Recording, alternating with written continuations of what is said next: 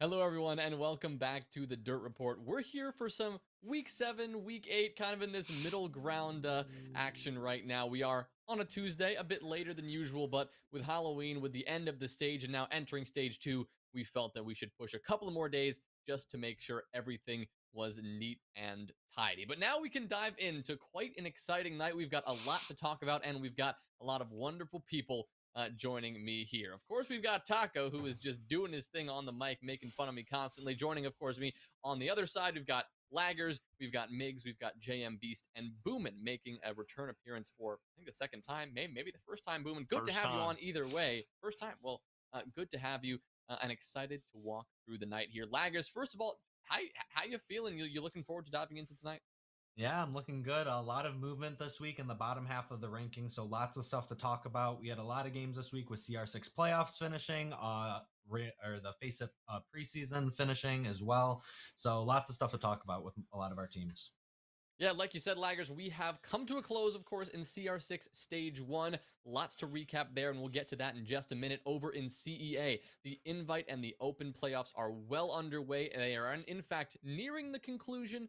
Quarterfinals, semifinals just around the corner, but they are on a one-match-a-week schedule, so those are still churning out pretty slowly. But over in the Rainbow Six Collegiate Championship preseason, the third week of play has already concluded, and now we are heading into the playoffs. We're finally locking in which of these teams are making playoffs. Of course, that is the top two teams in each group, plus some third teams, depending on their records and depending on a couple of other factors, which hopefully will be locked in pretty soon. But let's dive into CR6 specifically, and let's talk stage 1 because it ended with a bang. I mean, we saw two of the best semifinals, I think, Collegiate has seen, at least in quite some time, maybe ever. It was amazing to watch two 3-map overtime bangers. And then, of course, the final Converse in Purdue did not disappoint. Taco, overall on the stage, how do you feel the results ended up? Uh, I mean, when you look at the final four, nothing really too surprising there. The teams that had kind of been running the table a little bit found their way into the final four. So great bit of seeding from old Tango Mango down. Good work there. Appreciate the bracket blessing that we all received. But other than that, I mean, you really couldn't have asked for a better ending. Those semifinal games were not only a pleasure to be a part of, but also a pleasure to watch. And I got to go back and actually take a look at the Akron game that was happening simultaneously. That one was pretty interesting to watch. And then we got to the grand finals, and Converse, they proved that they were not just a flash in the pan, right? They proved that they came to play, and it was really entertaining. Yeah, well, I'm hoping stage 2 is even more entertaining, but of course, still a lot to figure out in that regard. But let's talk more stage 1. Let's talk team of the stage. What team out there really defied expectations, or at the very least, impressed us the most? Boomin, what's the team of the stage for us here? We basically agreed the team stage was Converse. Coming into it, we knew that they would be pretty solid, so we had them ranked pretty high in the beginning. But I don't think anyone knew that the games would be so close and they would sneak out very closely on top, coming down to a couple rounds at the end. Well played by them. Yeah, Laggers. I mean, we've talked a lot about Converse, over the last few weeks, a team that's been impressive, but I don't know if they fully proved that to us until, the end of the stage. Yeah, they had a great finals performance. They able to win in a 3-1 fashion. I mean, I got one good thing to say about it. At least it wasn't a 3-0 like every single best of 5 last semester was. They had a great performance in the finals. They had great performance all season going undefeated. I mean, I don't think there's any other team you could go with for team of the stage. All right, well, let's talk about the surprise of the stage because we also saw a lot of teams that may have defied expectations a little bit. And I know we all have differing opinions on this, so we're going to do the classic. We'll go around the room here and we'll talk. Who do you think was the surprise of the stage? Was there one team that maybe you didn't expect to do as well, but they really came out and impressed you? Miggs, I want to hear from you first. Is there someone that sticks out as that surprise of the stage? Yo, I think universally, I wanted to go with Tulsa to be the big surprise, but I kind of predicted that, so they'd be the dark horse. But I'm gonna go with UBC. They weren't really riding high. They had a decent seeding from Open League, but they weren't one that was like, wow, they could take invite teams toe to toe, and they go and knock off one of the big invite teams right after no one saw it coming. Well, Boomin, I know you I mean, you likely agree. We've talked a good bit about UBC, but not only as a surprising team, but a team with one of probably the most surprising results we saw all stage long. Yeah, I thought the UBC was probably the biggest upset in the bracket because I feel like going into it, nobody thought that UBC would come out and take out. I think there's UAH was probably, I think it was 7. So I don't think anyone really expected that to come, and then it was a big game for UBC. Yeah, unfortunately, UBC playing in that relegation match to make it to Premier. I guess the most delicate way of putting this is got absolutely destroyed brutally. Only took 3 rounds over 2 maps. And whether that was Oklahoma turning a new leaf or UBC kind of falling off the radar a little bit. Um, Man, it was definitely not the performance they were looking for. But Taka, we'll pass things over to you. Team of the surprise of the state. I guess I don't have the incredible foresight of one homie Miggs. I expected Tulsa to perform a lot worse than they did, especially losing what many would consider one of their leaders in Meat Stick, Meat Grid, Meat Canyon, whatever his name was. That guy was actually a pretty integral part of that team, but so he was so integral in fact that he stayed after he graduated and he's helping coach, pulling a bit of a Miguel type action there. So good for him. But yeah, that team really defied a lot of expectations for me because even in maps they lost, when they lost a map to Purdue, they were still pulling out pretty impressive rounds. I believe getting 5 rounds in that matchup. So even when they were losing, they were still putting up a good fight, taking down up and coming teams like Kennesaw State. Those guys really did show that they still got it, and I'm really excited for stage 2 with these guys. JM, what do you think? I mean, your team means St. Clair. There were games where you guys defied expectations, but also games where you guys kind of fell off. But was there another team, other than, of course, St. Clair, that really felt to you was a surprising team at the stage? I'm gonna have to agree with everyone else in Tulsa pulling out games that they weren't predicted to win. Like they looked really good against Purdue when they played them on Chalet. I was very impressed with how they played. Um, Again, UBC showing up in playoffs. And another one that's kind of like an up and down is Kent State. They recently got auto promoted into Premier as well. They've been on the upcoming, I think. Yeah, very impressive team. I know we've talked a good bit about them simply because they have been on. I mean, they were on a tear. The first team to really stop them in their path was NC State, and of course, a team that we've talked a good bit about so far this stage. Laggers, finally to you. Surprise for you? I was gonna say I'm the only one going Penn State, but JM mentioned it there at the end. I mean, they sort of came out of nowhere. They've had a historically strong roster, but came out, got the auto promotion into CR6 Premier, big win over Kettering on stage. I'm not sure necessarily that they're going to be a surprise team going forward. I think they're going to have a really good time or good tough time here in the Premier next stage, but for this first stage, I think they really overperformed where anyone else had them. Well, we've talked a lot about these overperformers, the teams we didn't expect, but what about underperformers? Were there teams out there that we thought were going to perform a lot better, but just didn't quite live up to that mark? Laggers, I'll stick with you for this one. Yeah, so I think the first team I've got to go to is Kettering for underperformer. I mean, they were a top 8 team in Face It last year. We won 7-5, 7-5, I think, against them in the Central Conference playoffs. In CR6 last semester, they lost 2-1, I believe, to Akron. They were able to win a map off of them before Akron stormed the finals. But this semester, they've really dropped off. Haven't looked as strong as they have in the past. Sort of look like they don't really have a team presence or mentality together this semester, and they're going to be a team to watch out for in the future. I think they have a lot of easily fixable issues, but I mean, at least for the first stage, they really underperformed where I thought they would be. JM, what about you? I think Texas Tech. They were a top 5 team last year. We've all predicted them to be in that top division and winning those games, and they just simply aren't. I know it's kind of like a spoiler, but the loss to OSU is just a number of losses that they should be winning at the time. Miggs? I'm gonna go with St. Clair. You know, you can't be rostering a team with scholarships and not crack the top 8. Let alone if you're giving scholarships like that, you got to be cracking the top 4 easily, without losing to any low tier teams like ISU. Yeah, and St. Clair has had a bit of drama this week. We'll get to that a bit later in our SCC toasted segment. As you can see on that side of our screen, we got a lot of St. Clair smack talk to get in there. But for now, we'll continue booming with you. Talk to us. Who is your underperforming team of the stage? I still agree with Miggs. I think for me, St. Clair, I really expected them to beat ISU, especially, and then also they were also a team that was hovering in the top 10 for the power rankings throughout the month. So I just felt like they had what it took to get top 8, and they didn't. So that was kind of my letdown.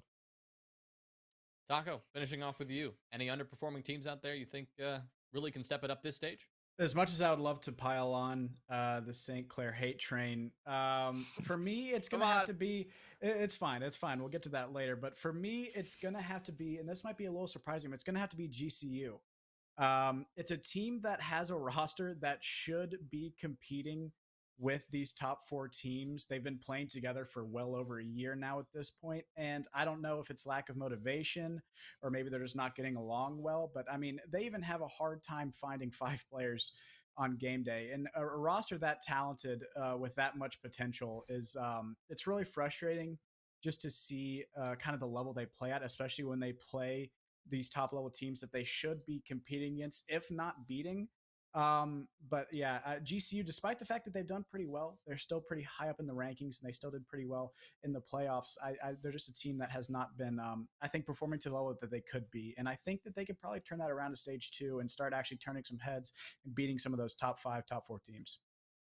Well, I'm glad you mentioned GCU because, Klimpse, he was supposed to be here tonight, but unfortunately he's not going to be here. One of course, the OG Dirt Report members.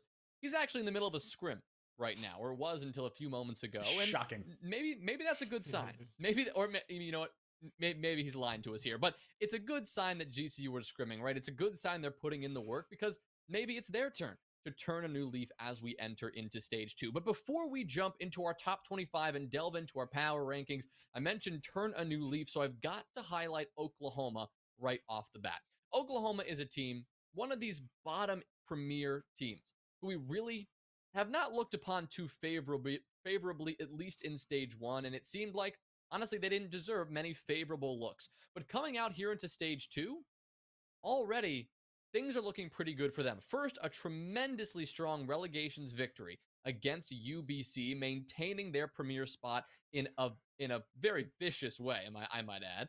But just tonight, something that will not be reflected in our power rankings because it just happened moments ago, as we were told, Oklahoma actually just took down Texas Tech. So one of these teams that we had talked about as the underperformers, Taco, as one of these top 5 teams that just did not step up to the plate, just got beaten by one of these teams that was generally on the bottom of this premier lineup. Are we going to see Oklahoma make a push and swap things up this stage? I suppose only time will tell here.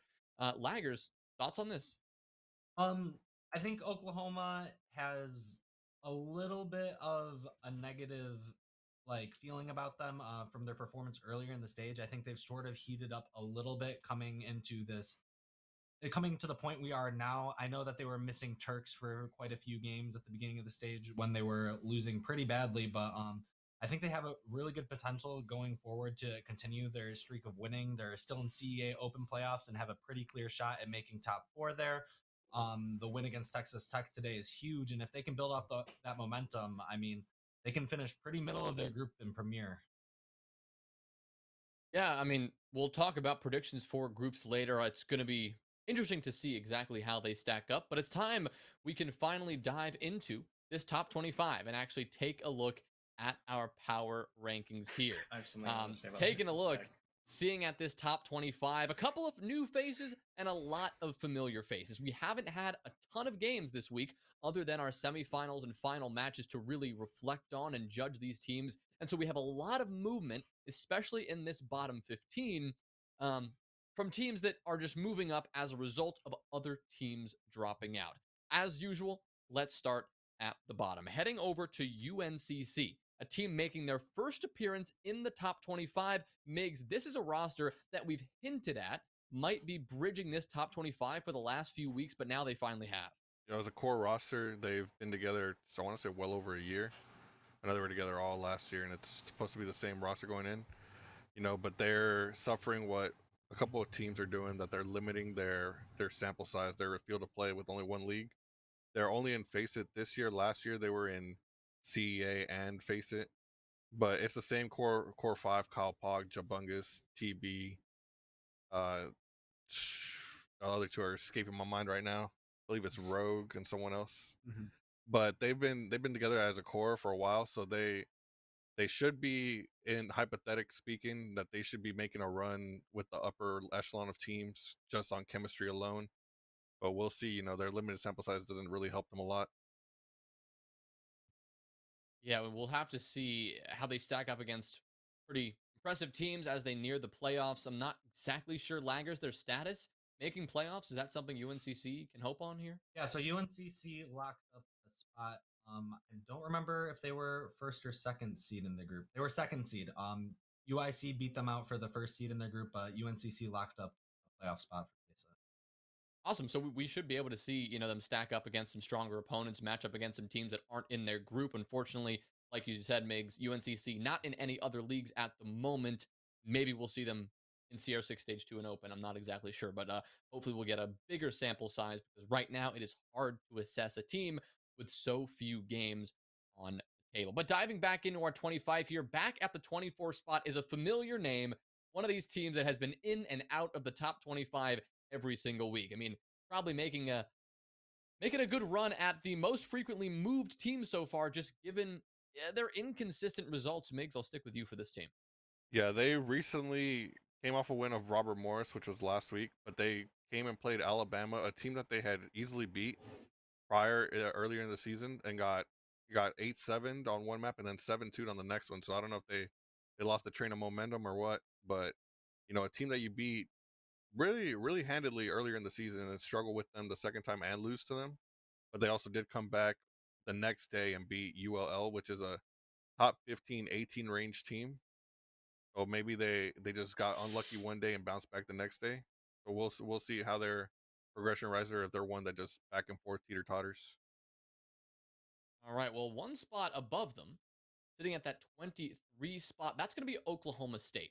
Now, this is one of the teams that, if I were to highlight an underperformer, I think Oklahoma State would be that team. Of course, their circumstances are a lot different, right? They lost a core part of that roster, Slash and Hyena, two of the players, probably the star for fraggers and the star um, minds on that team from last semester. No longer on the team, at least in a full-time capacity. So they've had to really put together kind of a last minute team, and it has been inconsistent to say the least. So they've dropped down 2 spots this week, Doc. Yeah, unfortunately, I think they're a team that has potential. I mean, they've taken down Tulsa, they've taken down Iowa State, and I think that's probably why they were rated so high when we were kind of earlier into stage one. But as this kind of trend has continued, right, losing to CGC UIC, losing to UNCC in pretty convincing fashion, only getting 6 rounds across 2 maps. It's just a really negative trend right now. I think they are a team that can turn it around, and they're a team that can start to bring this back, but it is going to have to take a pretty substantial turnaround in order for that to happen. Yeah, and obviously with those 2 games, they did have a sub for some of those. They did have 2 subs for CGC UIC and 1 sub for the game against UNCC, but still you have to play well with 4 out of 5 players, 3 out of 5 players. It's still a core part of your roster, so you're expected to at least show up in some capacity, but those losses haven't been reflected as severely as they might had that been the full core. But working our way up the list and getting to this 22nd spot, we have Cincinnati making an appearance yet again, or moving up 1 spot from last week. Boomin, I know we talked a lot about Cincinnati this week because, like many teams, especially in this bottom 5, they have not a ton of results against the high-level teams, and the results that they do have, or the matches they do play against high-level teams, are pretty inconsistent. Yeah, Cincinnati is one of those teams that have been taking care of business for most of the teams that they play. But there's a couple of teams that they do play that are not held to the highest of level that they do give up rounds on. But they are taking care of business. I don't think they've lost any time recently, so they're on the come up for sure. Hopefully, they can start to get put against some higher level teams and really prove themselves coming up. Yeah, what separates a lot of these bottom 5 teams, especially even bottom 10 teams, to be honest, every single team here. It's consistency, right? And the lower you get down this list, the more these teams struggle with consistency. One week, they're going to come out and they're going to beat a top 10 team and make a name for themselves. But then the next week, they face an evenly matched open team, and it is a tough battle. So a lot of these teams, it's hard to put a real finger on where they should sit in this ranking. Taco Virginia Tech, sitting at that 21st spot, is one of those teams. Yeah, and Jonah, before I get on to Virginia Tech, I do think that consistency thing you brought up is actually pretty interesting, right? Because we see these bottom level invite teams having a lot less consistency than the top level open teams. Because, I mean, you got to look at open versus invite.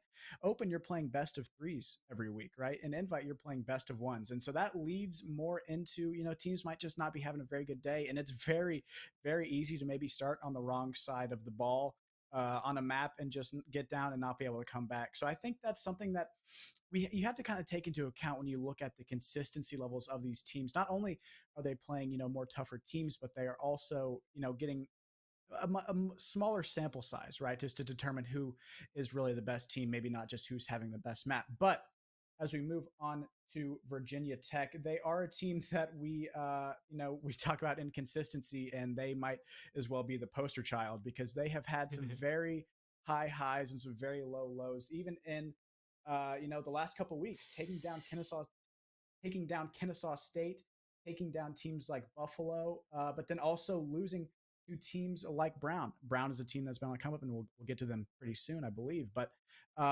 Virginia Tech is just a team that doesn't really seem like they have a lot of fire behind what they're doing. It seems like maybe they're going through the motions just a little bit too much. But I think they are a team that can turn things around. I think Virginia Tech is just a team that we might put into that group of underperformers. You reach the number 20 spot, one above Virginia Tech, and you've got another one of these teams that's these upper level open teams who have been, for the most part, defying expectations. That's CGC, UIC, Laggers. I know you've got something to say about these guys. Yeah, so I mean, when we're talking about inconsistency, man, UIC kind of stands out, especially in the last week. They finished top of their group in their FACEIT group with wins over UNCC and Oklahoma State. In CA playoffs, they were just knocked out this past week to Miami, losing in a 1-2 fashion here. Now, Miami did have Soup back just for the game, apparently, but still a loss to Miami, who I don't think we've even considered until this week to be a borderline top 25 team, is pretty glaring when you're looking at them. They have a pretty strong season, which is what's keeping them up in this 20 spot. But I mean, inconsistency is the name of the game for these guys, and it's going to keep them from being able to push up higher until they can string together a few more wins.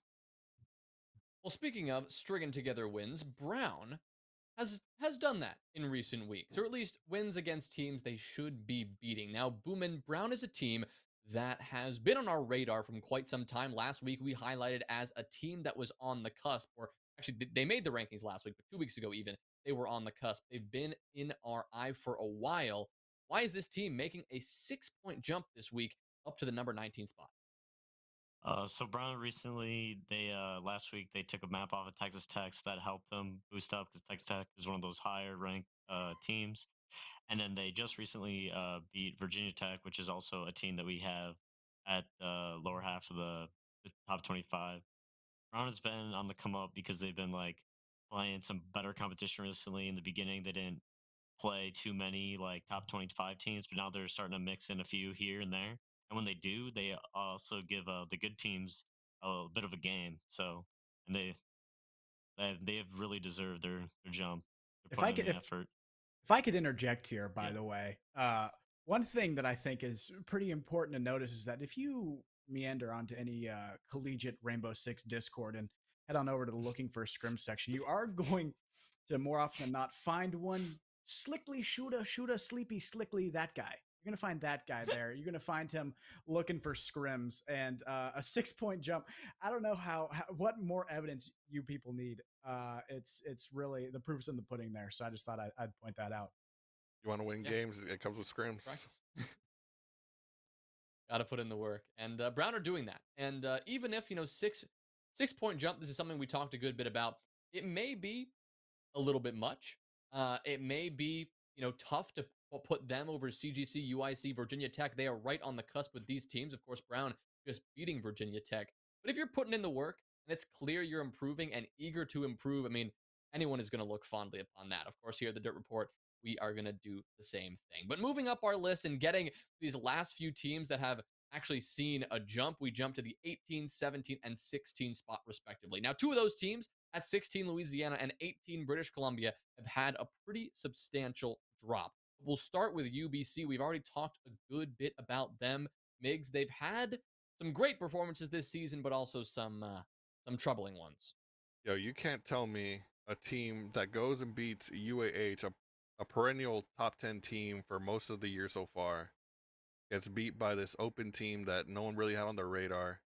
You know, without even their star player, in his name's escaping me right now, but a former CL player.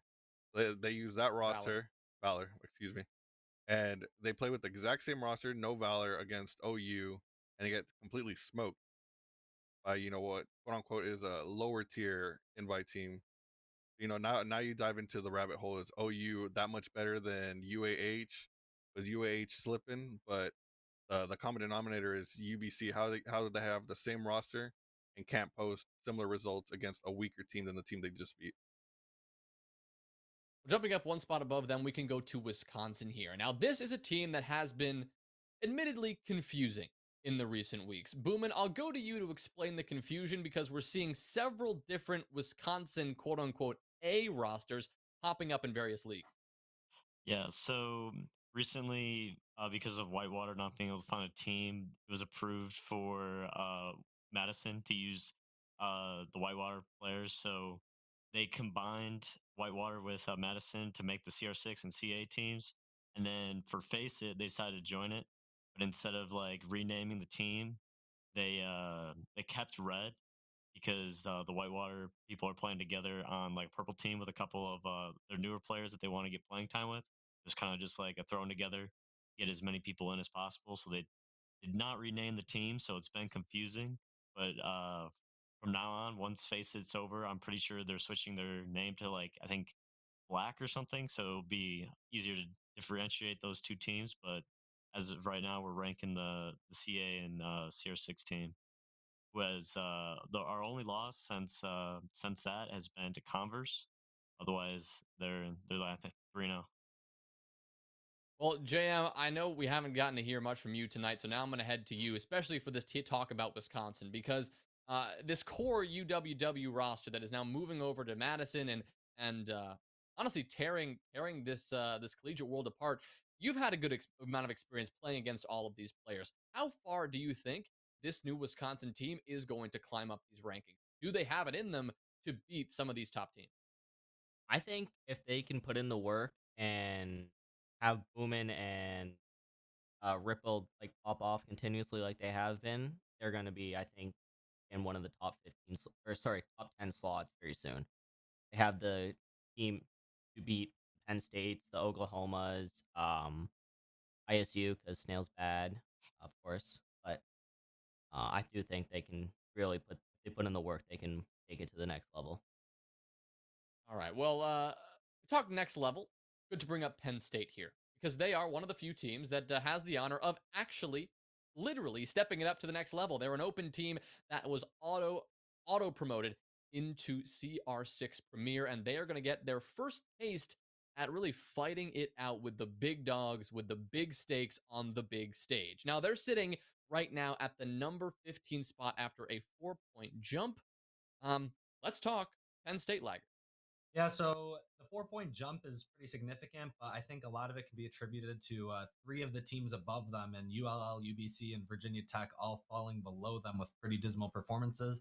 I don't necessarily think Penn State did anything this week to deserve the jump up. I think if we look further back to the game against Kettering, to their pretty good performances so far across CEA Open and CR6 Open, I think they deserve to be a little bit closer to the Kettering, the Kent State, those two teams that haven't really had much movement all season. So yeah, I think Penn State's in a good spot here. They're going to get their first real big test of the season, I would say, to prove that this spot is their spot and where they deserve to be against us tomorrow night in CEA Open playoffs, and then it's going to continue going forward. Getting that auto promotion into CR6 Premier is huge for them. It's going to give them actual competition against actual teams, which is kind of what our big concern for them has been all season. Like if you're playing a Kentucky or a Penn College or an Edinburgh University, teams that we don't really know about, teams that haven't been on our radar, it's really hard for us to judge a team and be able to say, yeah, this is a top 15 team. This is a team that deserves one of those premier spots. Well, speaking of Kent State, also a team auto promoted into Premier, and we will see how they shake up over this stage. They're currently sitting at 13 spot, along with Kettering at 12. Two teams that really we don't have much to talk about because they haven't played at all in this last week, but we will likely have a lot to say in the weeks coming. But a team we've talked a good bit about tonight already is Oklahoma, and we'll finish off here with them over in the bottom 15 teams. Migs, Oklahoma has seen, they saw a troubling stage one, up for relegations, but right now, maybe they're bouncing back. I will say, like Oklahoma, I believe they had 2 wins. One was the UWW forfeit win, if I remember correctly, and then they beat like Illinois State or Iowa State, one of the ISUs, if I remember correctly. I may be wrong on that, but I think they had like 2 wins, at most 3. So they were on the teetering end. If it wasn't for UWW with their failure to field 5, they would have been out. And then they got their chance at a relegation match. They won it too against a surprising riser in UBC that just finished beating a top end invite team, or top 10. So are they on the up and up? You know, are they one and done? But they just finished upsetting PTU. And a little spoiler alert that, hey, maybe they are on the up and up. Maybe they can wrap it up together. Maybe they found this new found formula, this god tier Krabby Patty formula that they're putting it together. Yeah, I'm excited to see this team because we've been dogging on them for the entire first stage. Bottom few invite teams never looks good to be on the bottom of what is supposed to be the top. But hopefully we'll see them bounce back and in a big way. But with that, let's talk about some of these teams at the very top of the power rankings here. Now, of course, I'm not glossing over, this middle section for a reason here between GCU and ISU, Grand Canyon, Illinois State, all of those teams there. Michigan Tech, Ohio State, Texas Tech, Tulsa, and UAH. They haven't moved between last week because really there haven't been any notable games whatsoever between the last power rankings and this one. But we can talk about the top 4 because for the first time in like 5 weeks, we are seeing some substantial movement at the number 1 spot. Converse have claimed it. Purdue remain at 2. Akron have moved up from 4th to 3rd, and NC State have dropped from the number 1 spot to the 4th spot. All of these developments shaking up over semifinals and finals. And let's talk about this because, again, this is one of those areas that we were split and we just could not quite decide. Does Akron deserve this 3 spot or does NC State deserve this 3 spot? Laggers, I'll go to you first for your take. I mean, at the end of the day, I don't think it matters which team we have in which spot. They're going to be playing it out tomorrow night in CA Invite playoffs. And I mean, whichever team wins there, they show that they deserve at least that 3rd spot, maybe 2nd spot. I hate to say it, but depending on how that match goes. I mean, it doesn't really matter too much. I know when we were doing it, I thought that NCSU deserved the 3rd spot over Akron. I think NCSU has, with their undefeated season until that game, has shown a little bit more consistency than the first week Akron jitters. And I mean, playing it out close with us, playing out that really being their only close match so far. I mean, I think NCSU deserves to hold on to the spot. One other thing to note too was that both teams had games this week. NCSU beat GCU in a relatively convincing fashion, while Akron took a little bit more for Akron to beat UAH, who we, according to our rankings, have like 5 spots lower than Grand Canyon.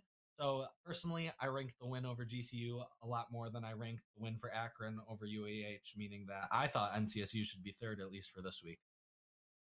Yeah, we'll take a look. Like you said, tomorrow night, we will know definitively who is better between Akron and NC State, unless, of course, we're 3 maps overtime and it comes down to a team kill or something like that. Other than that, we should have pretty good clarity in that regard. I know the other side, we talked about this earlier when making the rankings. The discussion was Akron held very, very close to Converse, taking it all the way to 3 maps overtime. And of course, Converse now being our best team in collegiate after a victory in stage 1. On the other hand, Purdue could not hang as closely with Converse in that grand final, a team that squeaked out the victory over NC State. So you look at that margin, it would suggest that maybe Akron are a bit better. But at this point, it's just semantics because we are going to see these teams playing tomorrow night and we will know for sure who is going to come out on top. But Taco, before we move on to our underrated and overrated on the rankings section here, I want to talk to you about that match coming up because that is one of the big ones. NC State and Akron, two of these Titans, the top four in collegiate right now. This match always shakes up the scene, and you haven't had a chance to play against Akron at all yet, have you? Mm-mm. I unfortunately no, Jonah. I think just for us, we're really excited just for the chance to prove ourselves, right? We look up the rankings at those guys up there, those Titans above us who, have seemingly been untouchable this entire season. And we have a chance tomorrow to gun for an upset, right? The number 3 team in collegiate, that's like a whole however many spots above us that is, right? So I'm just really excited for the chance to prove that maybe we do belong. I know this is a little crazy. Maybe we do belong in the conversation with some of those top teams, and so I think the boys and I are just really pumped and really motivated for a chance to really to show what we got. All right. Well, I'm looking forward to it. You seem pretty excited, so I am too. But let's talk about some of like the rankings specifically. We all have our own individual thoughts. Of course, this is what we've come up with as a unit. But let's talk overrated, underrated teams here. What are the teams in this top 25? We can flash up this graphic one more time. Which are these teams that you think are going to make a jump, and which are the teams that you think may start to fall off as we get some clarity on these matchups in the coming weeks? Taco, I mean, I'll start with you on this one. Any team, just pick one. Are they going to be a mover up? Or are they going to be a mover down? This one, this might be a heartbreaker for some just because of how this team has kind of turned things around. But I think Kent State is going to be trending downwards here if they don't make some changes pretty soon. We did get to play against them, and they are a team that has done pretty impressively this point so far, and they definitely deserve number 13 spot that they're at. But I just feel like and this is very subjective, but I just feel like that team has a couple role issues that they haven't really figured out. I feel like they have some incredibly aggressive players on smoke dying first very often. Um, and I think they're just a team that they have a lot of weaknesses that are going to get exposed against these invite level teams. Do I think they have it in them to turn it around and start winning stuff more? Absolutely. But that's yet to be seen. Right now, if things stay the way they are, I do see them going downwards. Boomin, what about you? Any teams on there you want to highlight as going up, going down? I think I'm gonna have to call it Snail. I think him and Illinois State are gonna be on the way down. I know that in CA, if they win their next game, and so do we, we'll match up. And last time, Madison beat ISU without me and Rippled, so I'm hoping that there's no possible way we lose to ISU with me and Kyle now on the Madison Red roster. So I think, unfortunately, he will be starting to trend down. All right, JM, what about you? Movers? I think Texas Tech is going to be on the downward spiral this year. They are not looking as confident as we thought they were and how they ended last year. Especially with the loss to OU tonight and everything like that. I think they're gonna start trickling down. All right. Well, we talked a lot about teams going down. Migs, I want to hear some positivity from you. If you haven't planned that, you whip something up here because of what is a team who are a team that are going to move up these rankings. If somebody's dropping, somebody's got to take their spot. Who's that going to be? You want someone moving up? I'm looking at maybe Penn State. Out of everyone in the mid range, I only see like Penn State with the possibility to move up. Penn State, Taco talked about it on trending down. If they figure out the role issue, they could trend up. But at their current stage, I think they'll kind of float around where they're at right now. But I think Penn State, they're a seasoned roster, so they should be trending towards that 7 to 12 range up there. They should be able to compete with higher tier invite teams, maybe 7-4s, 7-3s score lines. But I don't know if they have the killer instinct to tackle on the top 5. Jonah, I feel bad for being so negative. I do think that there is a lot of positivity. You know me, I'm a real positive guy. I'm a real happy-go-lucky character, glass half full type. And I think UNCC is a team that is definitely going to be trending upwards here. If I am correct, I think when Kyle Pogg's activated, they're a real hard team to beat. I see them being a lot better than the ISU's, the Worlds, the Ketterings, the Kent States. anywhere down there. I see them in a potential knocking on a top 10 spot. I think that they do have the team and the chemistry for that. It just really comes down to, when they actually do start playing those really high, kind of high rated games, how they perform. But I think they're a team that definitely has the ability to move upward quite a bit. All right, Laggers, what about you? Team that's on their way up. I feel like I was off the easiest answer here. Wisconsin for me. We already Yeah. mentioned it earlier that we saw Wisconsin as a team that could jump up into that top 11-ish area, top 10 area. And I mean, I agree with that. Rippled and Boomin were a strong part of UWW's roster, which was a top 10 team for most of last year. Always, I think, a little bit underrated. And adding those two to an already relatively strong Wisconsin Madison roster, I think Wisconsin's got the easiest rise here out of all those middle teams. For one more team, too, I'd like to add, I think Cincinnati can rise. They haven't really gotten to play against that stronger competition, but I mean, they've historically had a pretty strong team. I think going up from 22 should be pretty easy from them, even if it's only into like the 17, 18 range. I think Cincinnati has a really easy shot at rising a little bit in the rankings as well. Yeah, I was definitely going to throw my hat towards Wisconsin as well. I think that they are a really strong team that is currently a bit undervalued. Thing is, we're going to have to see how there aren't going to be as many results that we can point to easily to say here is a victory that they have earned that can bring them up. They're currently not an invite right now, not in Premier either, even though they are both in CR6 and CEA. So we're going to have to see what results we can point to say, oh, this team is worth moving up. But if they start steamrolling the competition and going undefeated in stage 2 across CEA and CR6, then there's definitely going to be a consideration to be had. But now that we've talked about teams that are already on the rankings that are moving up, let's mention a couple of honorable mentions, teams that are sitting on the cusp.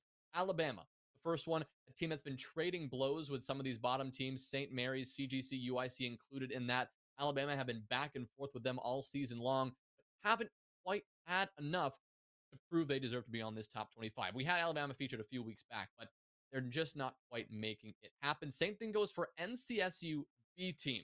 This is a team that was all the way up in the top like 17 areas several weeks ago, but we decided to take them off maybe prematurely a few weeks back because it seemed that with CR6 quieting down, with NC State B team not choosing to participate in the preseason, in the open preseason, choosing to go for the rec league instead. We really felt that this was a team that we weren't going to be able to get a lot of good data points on, but they're still in CEA Open. And as of now, they are tearing things up. Taco, there's an upcoming matchup, though, that we're going to have to look at, and that may be a good enough reason to bring NC State B back in the picture. Yeah, it's a team that we talked about pretty recently and gave them pretty high praise. Brown is a team that has been trending upward quite a bit, and they've kind of made it to around that 19 spot where that RB team was previously situated, right before they were removed from the rankings. So I think this week in CEA playoffs, there's going to be an absolute barn burner of a match, and I think if you want to talk about data points, I think that should be about as good as one as any RB team. They got they got some really good guys, and I think that they have a chance to make it pretty far in those playoffs. I mean, heck, if we can get a map off Purdue, I think they could probably get 2 or 3. So, they're a team that we should probably keep an eye out for. Miami is also one of those teams that we have talked about. They had a strong performance this week, of course, with Soup back in the action. But as far as we know, that is not going to be a consistent element. But if it turns out to be, if Soup continues to play on that roster quite regularly, maybe we'll see that team on the up and up as well. But that's going to wrap up our top 25 discussion because now we've got to move in to the real meat of the night here. Let's take a look at the drama. Let's take a look at the dirt. Last week, we were talking about IS Who. This week, it is St. Clair. Are they toasted? And is it for good?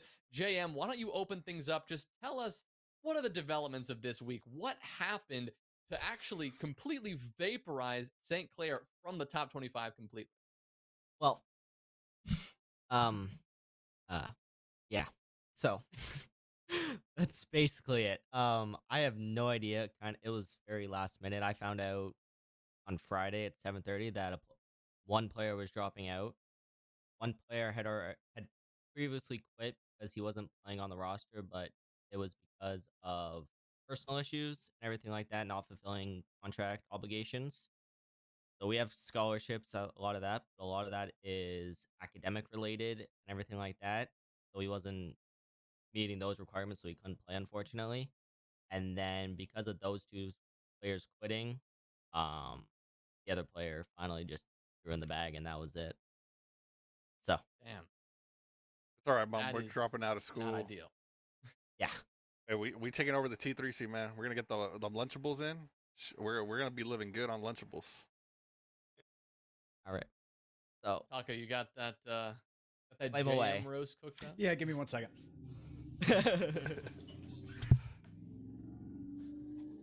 Oh no. Oh my god, that is so freaking funny. JMBeast, you can go back and look at week 1 of the Dirt Report, and you can see that smug grin on his face talking about the team he put together. He handpicked some gunners, some absolute gamers, and check him out. Right, he was on the R6 tab, or R6 track, whichever one you use, not affiliated, not sponsored, but he was on there. He's like, oh man, look at these ranks. Look at these KDs. Look at this operator. Look at the lineups. Look at the game sense. We got some clips. They're gaming out here. One thing he didn't check was the GPAs. He did not check the grade point average. Someone's not showing up to online class? Look at this. My bed is right there. Computer right there. You don't show up to online class. You're already there. Just hit the power button, man. What an absolute joke. It makes me so mad because that was my favorite team to make fun of, bar none. It wasn't even close. Laggers is such a goofy moron, and he's not even close to how much I love making fun of St. Clair. It is so disappointing to me. That team was just endless entertainment. Watching them lose to Snail. Oh my gosh, it breaks my little bitty heart pumping away in my body. I'm sorry. It's a lot. It's hilarious. It's sad. It's tragic. It's like a Shakespearean tragedy play written in perfect iambic pentameter. Jonah, it's a heartbreaker. A heartbreaker indeed. Taco, thank you for that. My life just got better. Just got better with that. JM, any response? that was great. It's all right. At least we hit champ on EU. Well played, sir. Yeah, I mean, deleted JM. I don't know if Hey be able guys, to good night.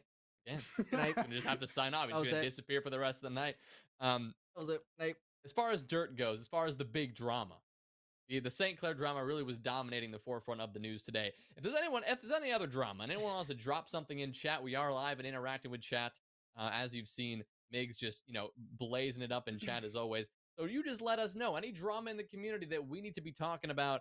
Anyone here have any spicy takes, laggers? You look like a man ready to give us with some drama. Well, Prav was telling me about something earlier and told me to ask Miggs if he knew about it, but there was something with St. Mary's or something on some servers.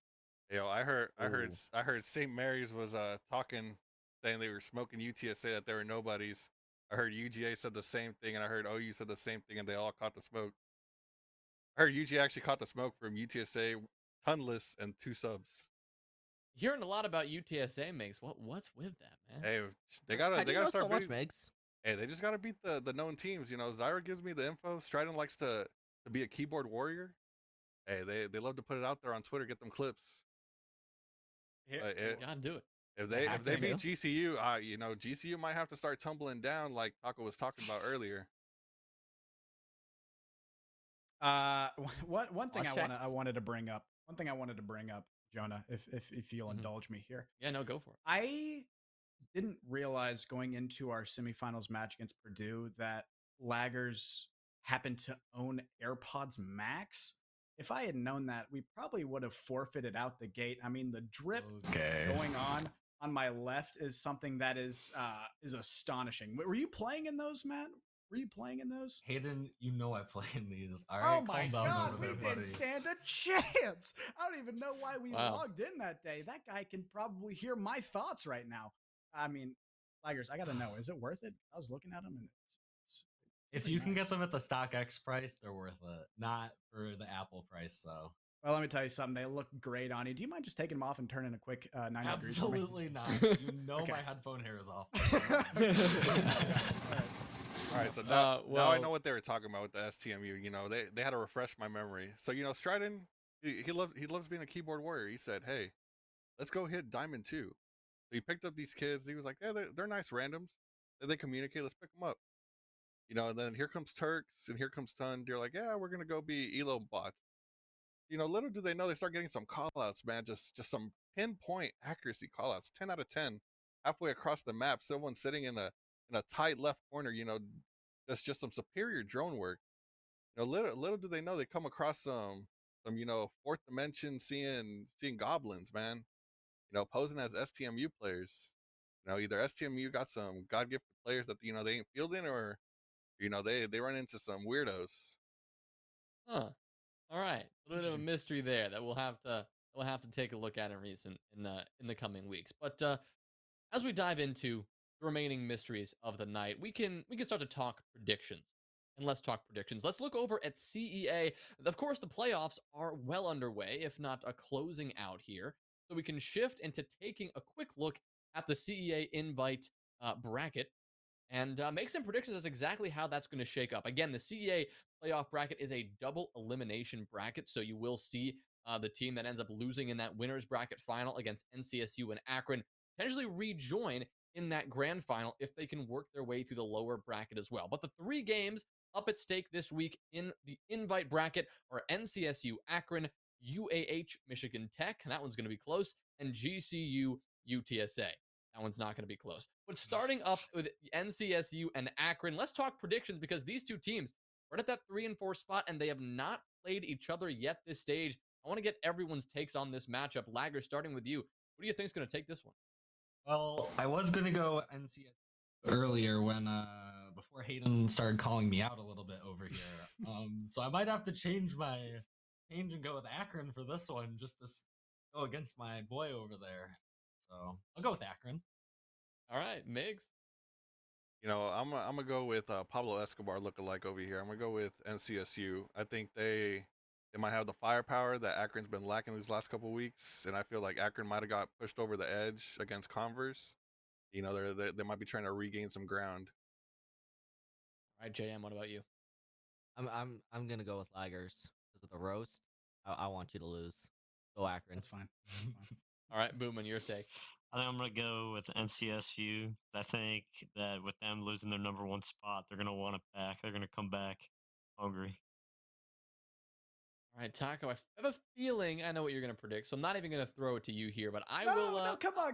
Let me get Oh, my okay. 2 All right, go cents. for it. Go for it, Let buddy. me How get my 2 do you think cents. the game's going to go? I'll be 100% honest. I think the outcome of this game is all going to depend on the start of map 1, because I don't know if you have gotten a chance to look, but Jet's been streaming some of their games, and Akron's a team that can kind of get in their own heads pretty quickly. They really struggle with bouncing back mentally when things get kind of rough. And so if we're able to get a pretty good start on map 1, I feel like that's going to really pay us dividends. But on the same flip side of that, they're a team that once they get going, they're a really hard team to stop. Their momentum is something that is probably one of their best aspects. You saw it playing against the #1 team in the nation, Converse. Once they got a little bit of steam behind them, they took a map 7-1, 7-2, I believe. And so It was Villa. yeah, I mean, it was Villa, which is fair. But yeah, I think they're a team that it's really going to depend on how the first map starts. I will say this: CEA is a double elimination, and so even if they do beat us tomorrow, the thing is our we talk about consistency. I think we're a pretty consistent team, and I think we're a team that's going to be tough to beat twice. So I will keep an eye, if I were you, on the CEA, those final rankings. Of course. I mean, going into that best of 5, I do believe their finals are best of 5, and you will have that map advantage. So something always to keep in mind when you're coming from the winners bracket. But again, you can always come back and win it from the losers bracket. As I recall, NCSU was actually the victim of an Akron losers bracket run just last year. Yeah, we destroying really the map fumbled back. advantage you held. Yeah, let me tell you, Jay-Z, I think the biggest mistake we made that CEA playoff was calling UGA out for using ringers 1 game too early, because they had just beaten Akron in the losers bracket finals, and right after that we said things didn't really look right, and we kind of pointed that out. and it seemed like things got figured out there pretty quickly with a little bit of Moss investigation. But if we had just kind of, held on to that information just a little bit and got to play Georgia in the finals, and then even if we lost, we're gonna be like, oh, we'll just check the Moss files. That's probably what we should have done. But yeah, we kind of got rolled. The only map that we've gotten in the best of 5 was our map advantage in CEA. So I hope we might. That is all best of 5s ever, correct? All best of 5s ever. Yes. All right. Now looking good for you if you get to that best of 5. So hopefully you can maybe hold a map advantage when you get there again. Hope and get one. Yeah, exactly. Tides you over. Exactly. Maybe, who knows? Anyway, we'll have to take a look at that outcome tomorrow night and hopefully see how that goes. Down in the losers bracket right now, UAH MTU, another close one. We'll skip over the last one there, but before we head over to the open, talk about UAH MTU. Taco, going quickly to you. Who's going to win? MTU. No question in my mind. All right, Boomin. MTU. Bam. MTU, hands down. All right, Migs and Laggers. I mean, I assume you're going MTU. MTU, CJ is not human. Or red. Laggers, same take, I assume. As long as they've got CJ and red, I'm going to go with MTU.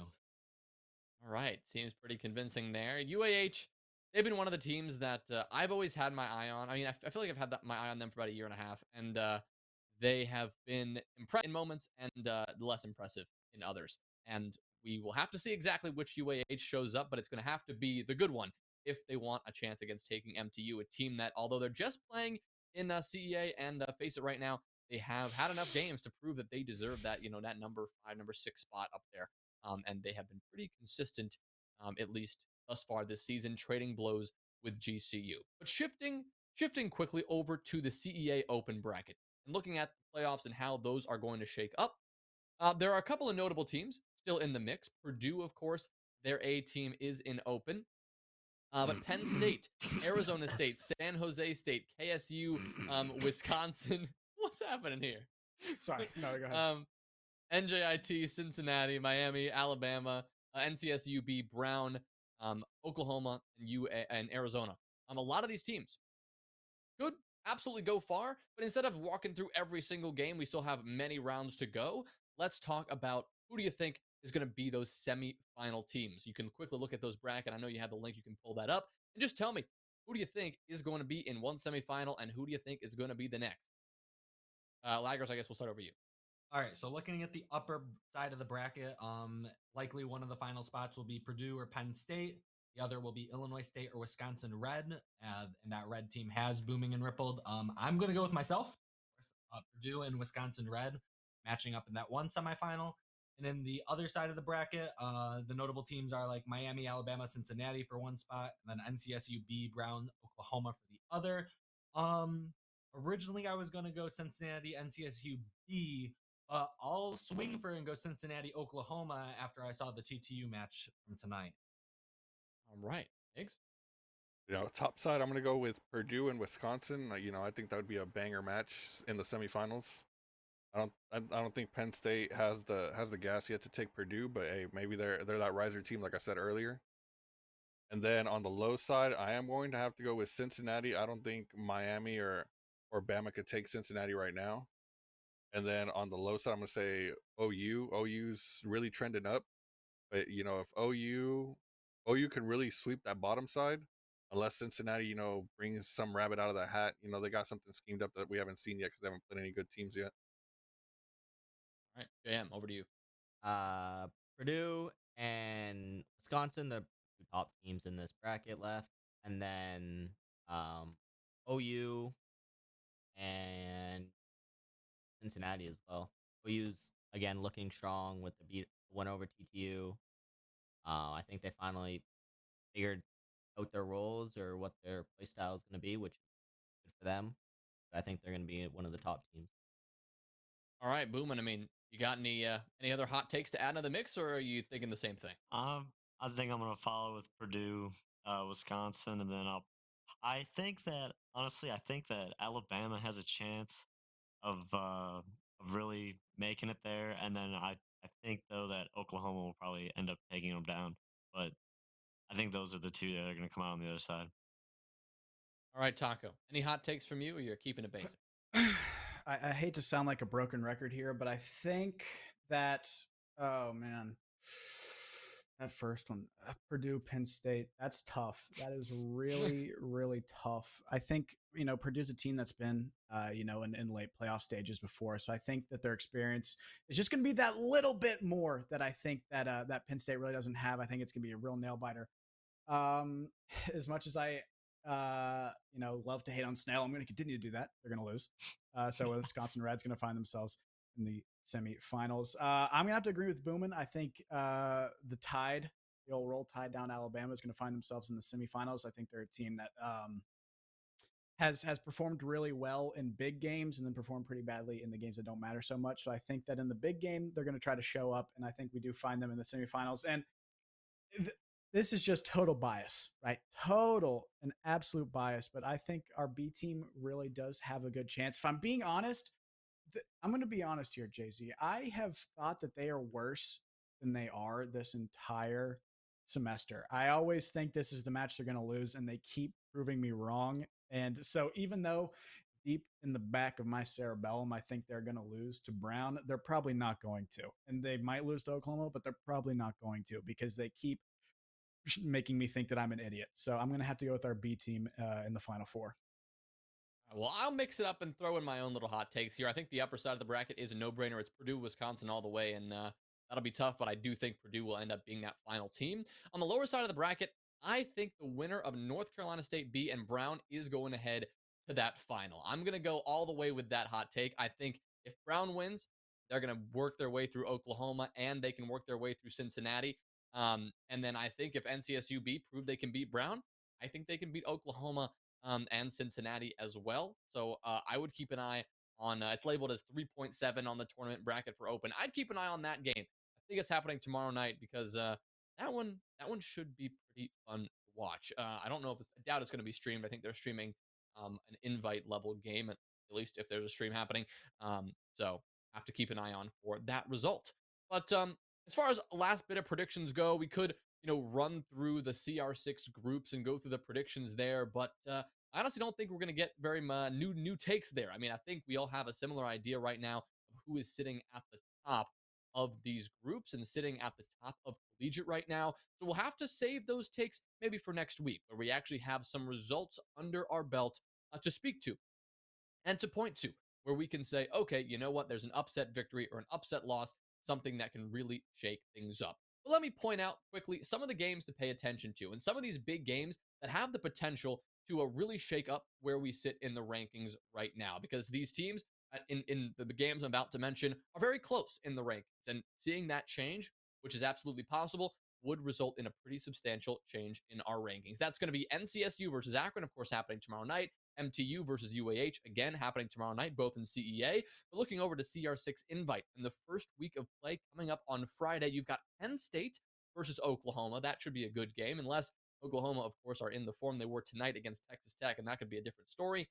Ohio State versus GCU, two teams that have been back and forth all season long. We'll have to wait and see.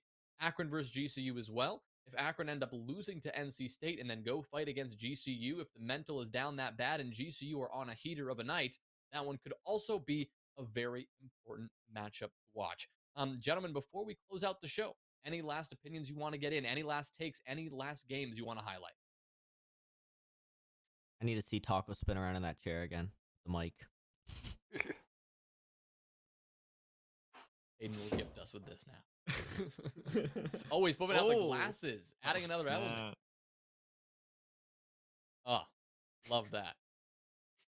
Love that. Oh, we could.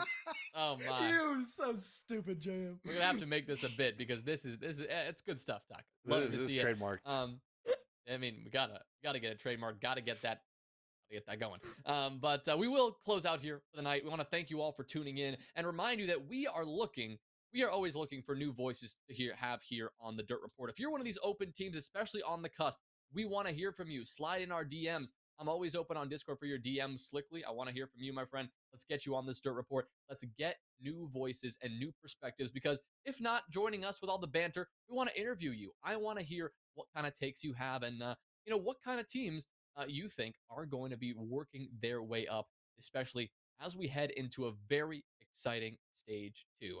But thank you all for tuning in for this wonderful broadcast tonight. We hope you have a fantastic week, and we will see you for some excellent premier matches, hopefully coming up on Sunday. Have a great rest of your night.